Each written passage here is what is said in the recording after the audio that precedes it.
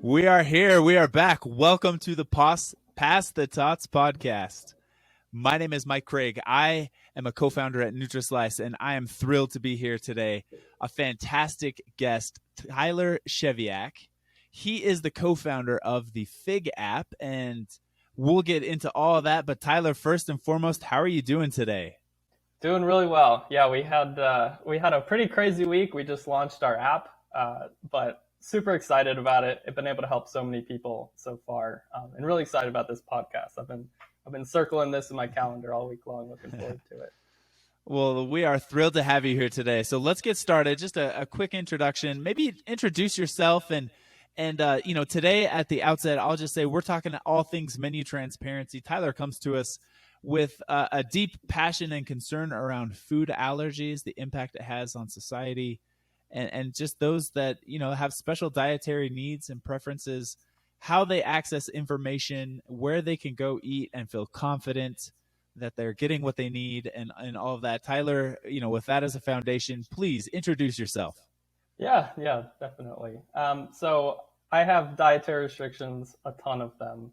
They started when I was 10 years old after a stomach bug, and always, have personally just caused me a lot of struggle, whether it's my gluten sensitivity, a corn allergy, citric acid intolerance.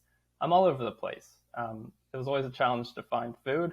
And that was, I always had a dream, like, what if I could just, eat everything that I see in one place, which obviously could only be done digitally. And that's really what the original idea for Fig was.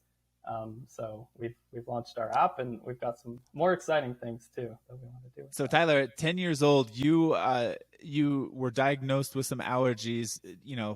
What was that experience like, and how did you manage as you're kind of entering in the teenage years? What was the growth curve for you?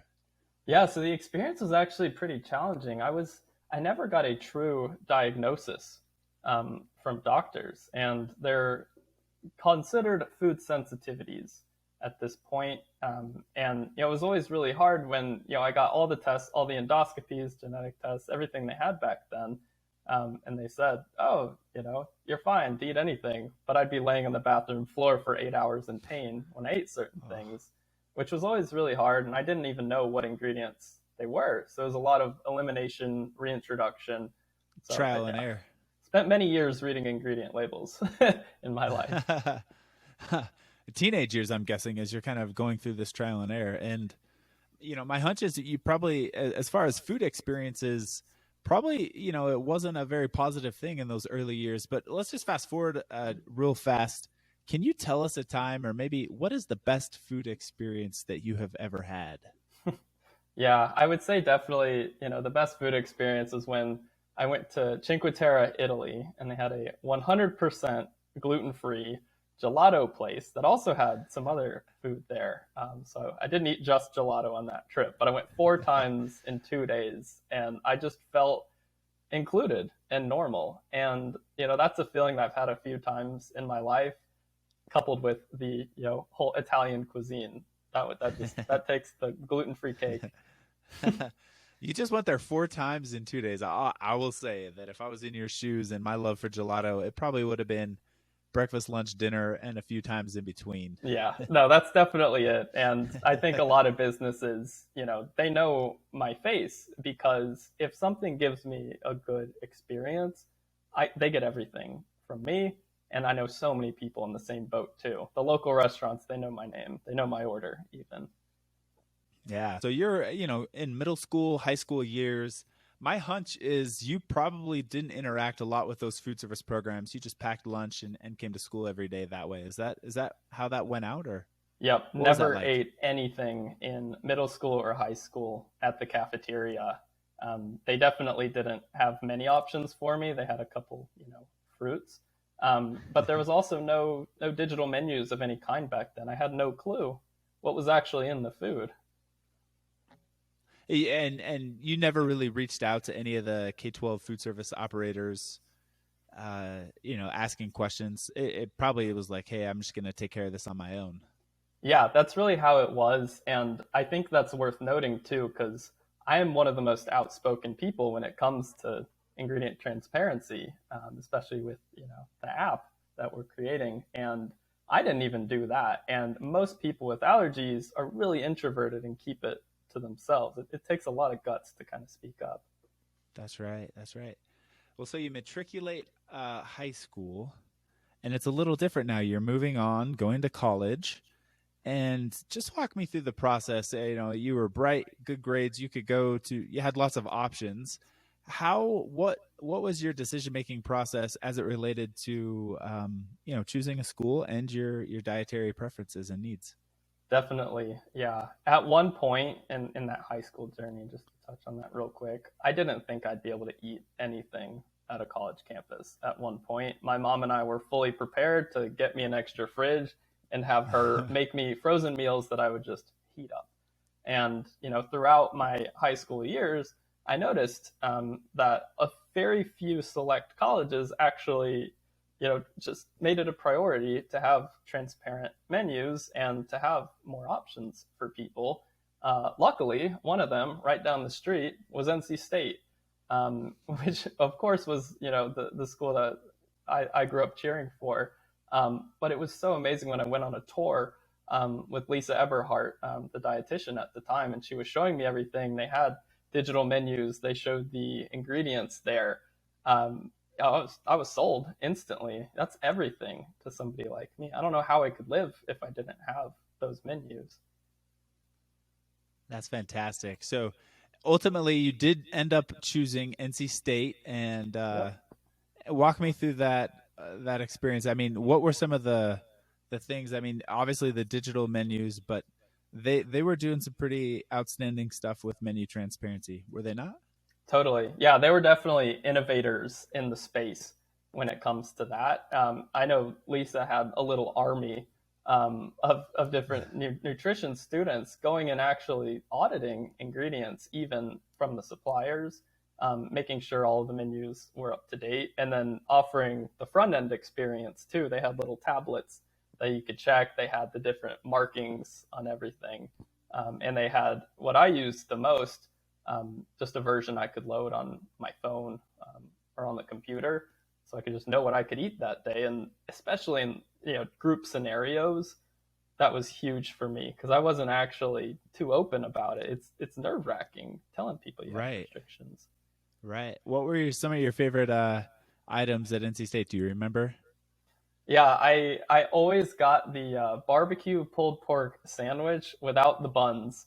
And Of they course. kind of remembered me, so they would change their gloves and everything. That was a big one. And I loved, we had a Chipotle similar called Los Lobos.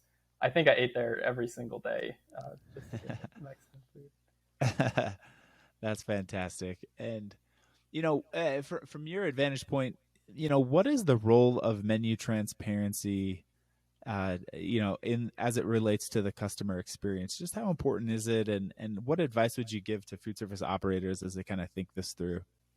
Yeah, I mean, we're kind of on the very far end. Like we see the most restrictive people with FIG. Um, for them, it's literally keeping them alive. So that's one end of the spectrum. Then you have the majority of Americans. Our estimates are 40 to 50% that really do care about the ingredients that they're putting in their body. When you think not only gluten-free, but vegan, avoiding certain additives. And they're always going to want to know the ingredients that's actually in their food. And I can't tell you how many times I've picked one place over another simply because they actually show the ingredients. And it's just a huge deciding factor, and it's increasing in momentum a ton. And especially as we move into more of a transparent world where everybody's sharing everything with each other, especially in the younger generations.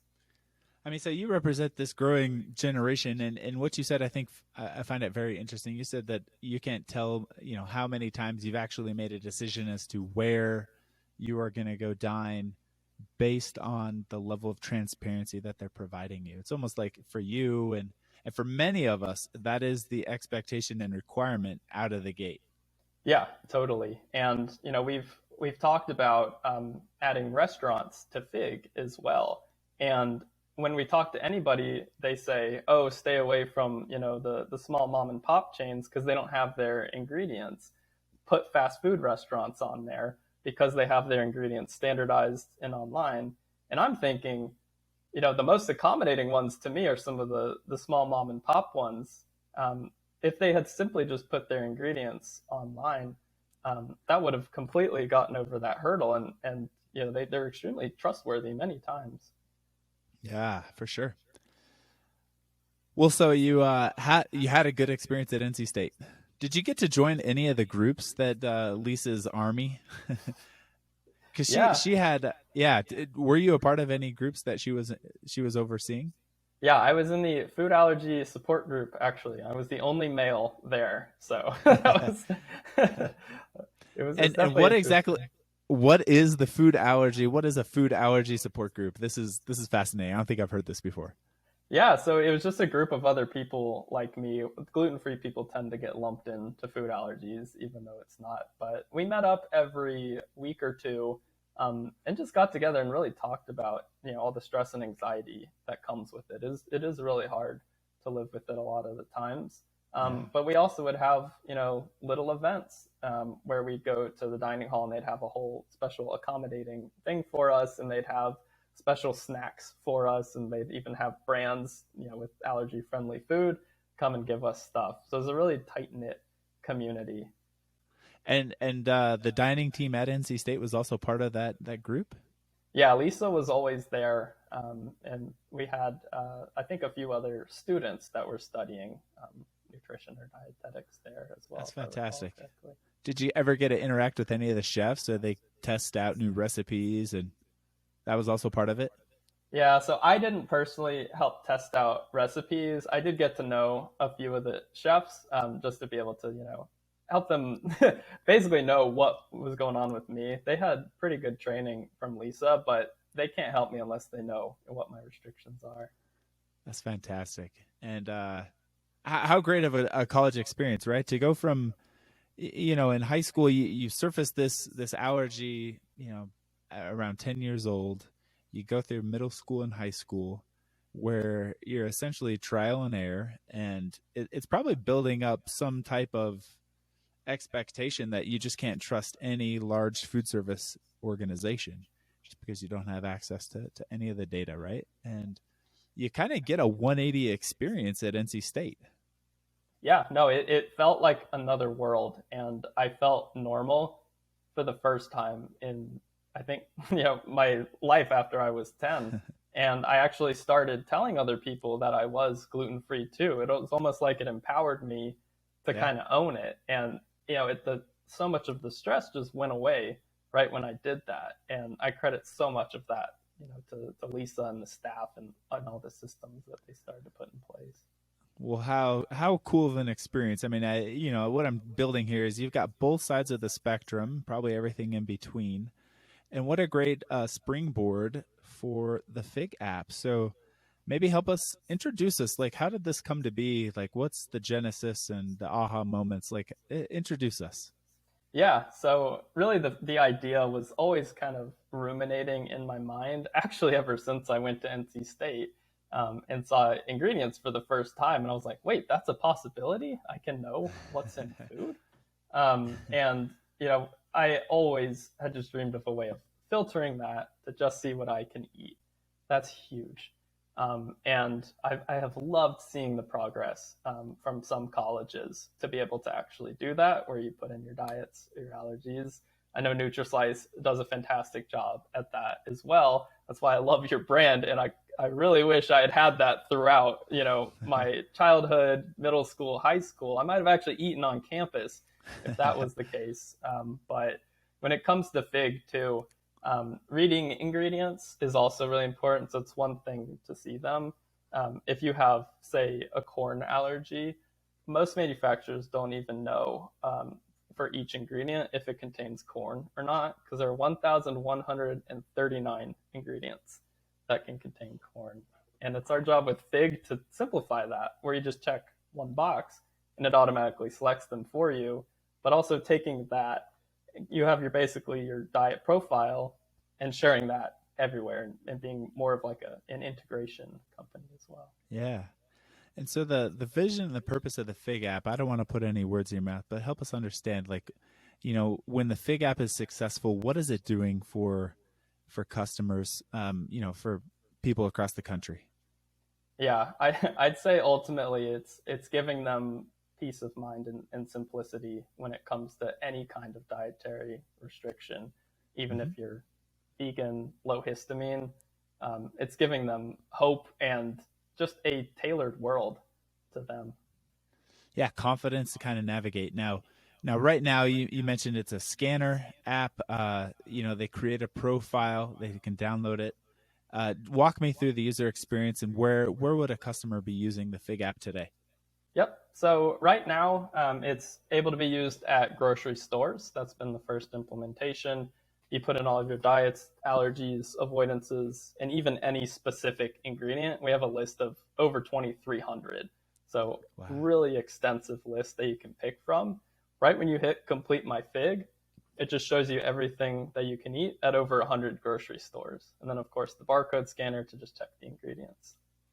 Fantastic, fantastic. Now, the Fig app launched this week, but you've already seen some success. Why don't you introduce the experiences that you've been getting so far?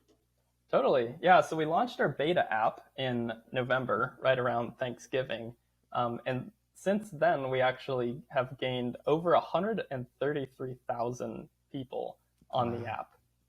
And most of that was through social media organic marketing, just kind of telling people, like, hey, there's an app that does this now. And oh my gosh, the number of people with uncommon allergies and ingredients that they avoid is huge, and we never really hear about this, on the food service side of things, and everybody's kind of hiding in the background, but so many people care about their ingredients. That's fantastic. And so grocery stores right now, they can scan, they can just quickly get that access. How was it like working with all the manufacturers? What was that process like? Yeah, so it's definitely, we have a lot of personal relationships with manufacturers.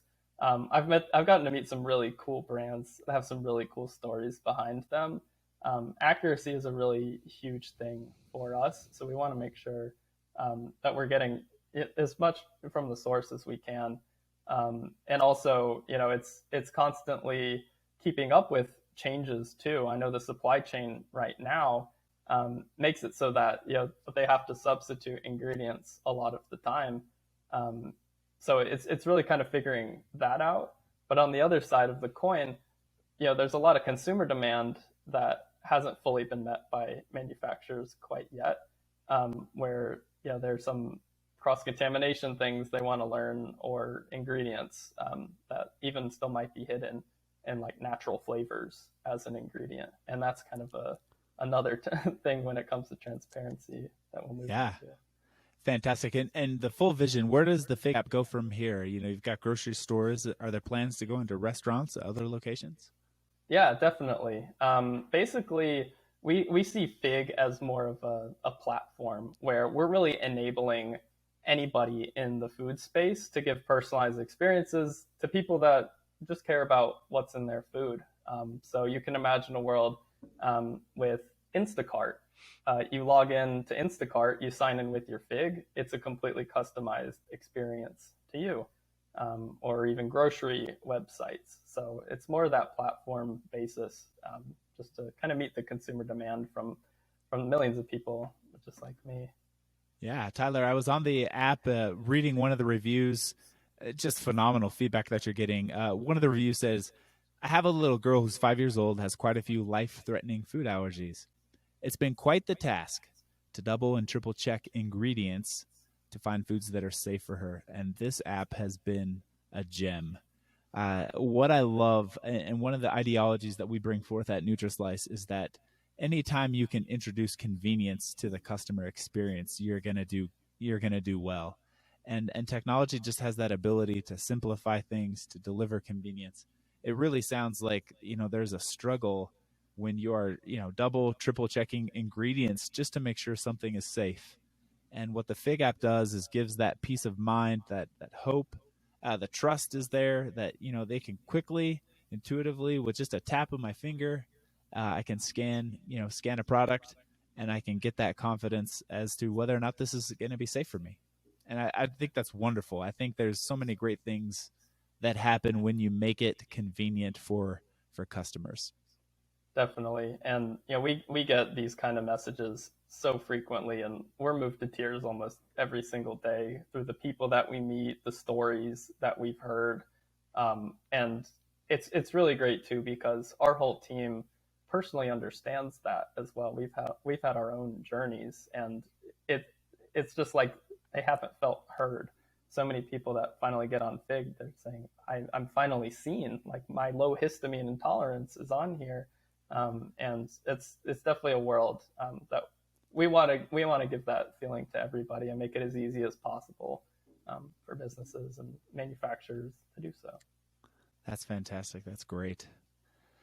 Well, Tyler, let's interrupt with another fun question. As you have worked in and around the food service space, can you recall a good experience with food that you have been in the middle of providing? So you've spoken as the receiver when you were in Italy of a great dining experience. Can you think of one that you've been a part of that you were able to provide for others? Ooh, that's a tough one. I have made meals for others a couple of times. I do find that most people don't like the ingredients that I eat all the time. I think we definitely need to add recipes to the Fig app sooner rather than later to help me out a little bit. I think there's one meal that I make like fairly well, and that's fried rice. So I actually made that for my whole apartment in college and got them to try my gluten-free soy sauce, all my vegetables, and they said, "Oh, this tastes good. This tastes like normal food." And to me, normal food, that's like, whew, we did it. We got to the baseline. That's fantastic. I love that you did that in college. What a great roommate. Yeah. Well, he is Tyler Scheviak from the Fig app. Spent a life dealing with food sensitivities and allergies. He, just an incredible experience. I love what you're doing as you're advocating the cause for millions and millions across the world. Wish you the greatest of luck into the future. And thank you very much for coming on Pass the Tots podcast. Yeah, really appreciate that, Mike. And happy to say that tots are something that I can usually eat. So really appreciate being here and everything. We'll have to get together and eat some tots. That we do.